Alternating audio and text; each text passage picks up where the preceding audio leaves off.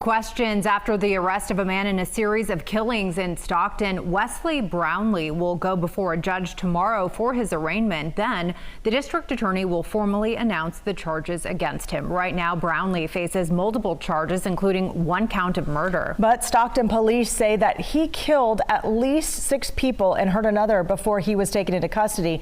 And officers say he was arrested on Saturday. The crimes he's accused of took place over a period of more than a year. Today, we sat down with the Stockton police chief. KCRA 3's Lizzie Mitri joins us live from Stockton. So, Lizzie, what did he have to say? Andrea, the chief just described all the work that went into this and led up to this weekend's arrest, describing the serial killer, saying that he was nearly flawless in how he was committing his crimes and trying to go undetected, choosing dark places like here at Pinella Park, where officers arrested Wesley Brownlee. I got that phone call, I think it was about 1:30 in the morning, saying, we got him. An early Saturday morning call confirming the arrest of 43-year-old Wesley Brownlee, the accused serial killer who'd been on the loose in Stockton. Police Chief Stanley McFadden says he's proud of his officers. I know how hard it is to catch a serial killer. It can be over several years, you know, so the quickness and the apprehension is not normal. It's just, I think it's perfection. He also thanks the community for tips that helped lead them to Brownlee, many stemming from this unique stride caught on camera. Some of the information from different sources were consistent. There was, okay, you know, we might have something here. Police started watching the Stockton man, and they say Saturday he was scoping out a spot for his next deadly shooting. Throughout the surveillance, he was looking around parks, he was looking around dark areas, you know, just different areas that might have proved to be an opportunity for him to kill.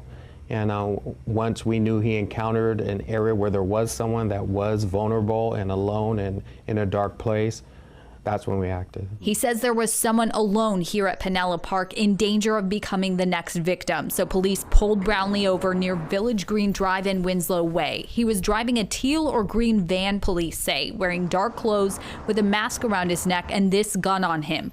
Police arrested Brownlee, accusing him in 6 killings. It's about bringing closure to our victims. It's about how strong we are when the police department and the community comes together. It's about us all having zero tolerance on crime, and if you see something, say something.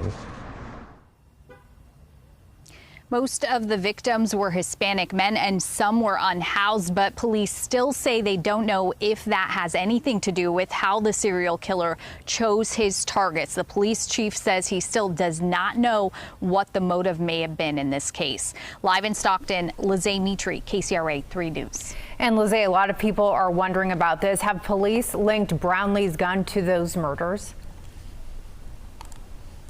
They say they're still looking into that. They're partnering with ATF. And we also asked if it was a ghost gun, if they've been able to determine that yet. But at this point, police say they're actually not disclosing that. They just assure us that is part of their investigation. All right, Lizzie, thank you so much for that one-on-one interview. And KCRA 3 Investigates has been looking into Wesley Brownlee's criminal history. We've learned he has done some time in prison. Yes, he has. Back in 1997, he was arrested in Alameda County for having a large amount of cocaine that officers believed he intended to sell. He ended up in state prison in 1999 and served 2 years. After that, court records show he violated probation and then was sent back. In 2001, he was arrested again for the same crime and given 3 years in prison. Then in 2009, he was arrested in San Joaquin County for DUI. 5 years later, another charge for possessing cocaine. And then most recently in 2019, he was cited in Arizona for failing to stop at the port of entry. We know he was also a prohibited person, not allowed to own guns or ammunition. Stockton City Council members are commending community members for their efforts during this search. We spoke with one council member on our KCRA 3 News at 9 a.m. on My 58. First and foremost, I think that we have to look at the pathway leading to this arrest. It was the community that came together in solidarity in order to assist law enforcement in apprehending the suspect. That really exemplifies how when a city comes together in solidarity, we can work together to prevent and intervene in situations such as, these series of homicides or serial killers. Stockton police say just because an arrest has been made in this string of serial killings does not mean the investigation is over. They are encouraging people to still submit those tips through the department's tip line. That number right there on your screen, 209-937-8167. Again, no tip is too big or too small. You can also email information to policetips@stocktonca.gov.